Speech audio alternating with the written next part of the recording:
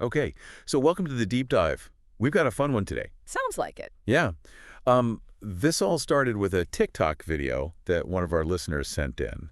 And it's this woman, Fola, cooking jollof rice. And, Oh yeah, Jollof rice, classic. exactly. So she's cooking, and suddenly, boom, the smoke detector goes off. Oh no, I've been there. Right.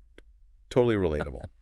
But get this, she's new to the U.S., and she ends up with the fire department at her door because of her jollof rice. Wow. That's quite the welcome to America. I know, right? Her caption on the video is perfect, too. She's like, 1 week in the USA, and I've already set off the fire alarm with my jollof rice. Uh-huh. That's great. But the best part, the comments. It's like a whole support group for people who've triggered smoke alarms with their cooking. Mary. Oh, yeah. One person's talking about how their mom set off a hotel alarm frying stew. Oh my And God. another one's saying it happened to them with dough the fodder rice. So it's not just a jollof thing. Makes sense, I guess. It seems like a lot of Nigerian dishes involve some serious cooking. Totally. Yeah. And it's not just in the U.S. either. Someone even mentioned setting off an alarm in Dubai while bleaching palm oil. Wow. That's interesting. It really does seem like no matter where you go, certain cooking styles just don't get along with smoke detectors. Right. So the question is why?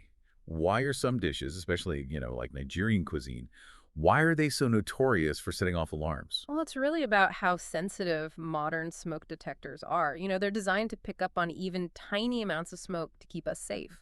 Oh, I see. So when you think about the bold flavors and high heat cooking in Nigerian cuisine, it makes sense that those aromas might be a bit much for a smoke detector to handle. That makes total sense. I mean, just think about all the ingredients. Tomatoes, peppers, onions, all those things release like flavorful compounds as they cook, right? Yeah. And that creates smoke, even if you're not burning anything. Exactly. And then there's the oil. Oh, yeah. If you're using an oil with a lower smoke point, meaning it starts to break down and smoke at a lower temperature, that can add to the problem too. Right. And Nigerian cooking often uses palm oil or groundnut oil, which, yeah, they have amazing flavor, but they also tend to produce more smoke than some other oils if you're not super careful. Yeah, exactly. So it's kind of this perfect storm of ingredients, cooking techniques, and these super sensitive smoke detectors. And boom, alarm goes off. Exactly. But you know what? One of the commenters, Views of AG1, had a good tip. They said to open vents and doors while you're cooking to help clear out the smoke. That's actually great advice. Good ventilation is key. Right.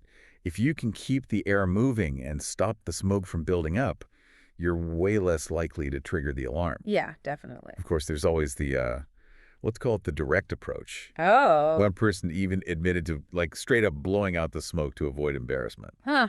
I can't say I haven't done that myself a time or two. Right. It's those little moments, they remind us that even something as simple as cooking can be an adventure, especially when you're bringing different cultural practices into a new environment. It's been really fun. This whole thing started with a funny TikTok, but we've ended up talking about some pretty interesting stuff. Culture, technology, everyday experiences, they all kind of come together in unexpected ways. They really do. Makes you think, Yeah. Has something like this ever happened to you? Where maybe your own cultural practices clashed with your surroundings? What did you learn from it? It's definitely something to ponder. For sure.